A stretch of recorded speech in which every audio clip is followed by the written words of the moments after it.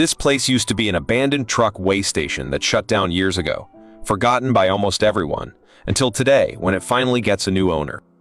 A man returns from the city and buys the entire property for just $300, with a wild plan in mind to turn it into his future wedding home, a place where he'll get married, settle down, and start a family.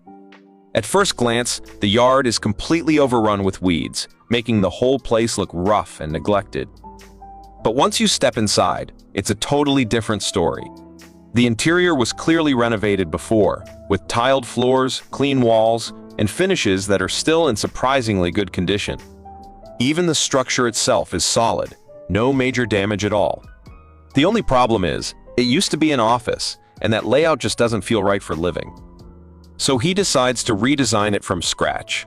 The house isn't big, but for a newlywed home, he's not the type to overthink things, so after a quick inspection, he immediately calls in a cleanup crew.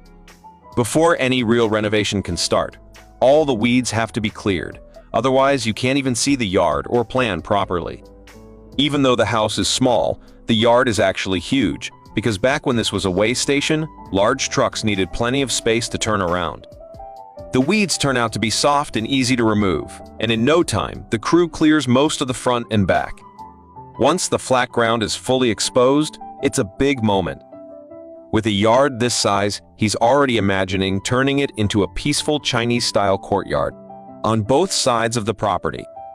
All he really needs to do now is close off the entrance. Money is tight after buying the place and planning the renovation, so every dollar counts.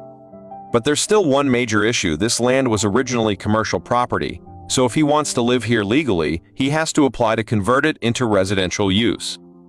That's also the reason he was able to buy it so cheap in the first place. Just to be safe, he decides not to remove the old truck weighing equipment and keeps it in place, giving himself a solid reason to stay if needed. As the cleanup continues, the entire yard opens up and starts to look seriously promising. To stop the weeds from growing back too fast, the crew uses heavy grinding tools to break down the roots deep in the ground. Inside, the space is still in great shape, with doors and windows fully intact. Technically, he could move in right away with just some furniture, but since this is going to be his wedding home, he wants it done his way.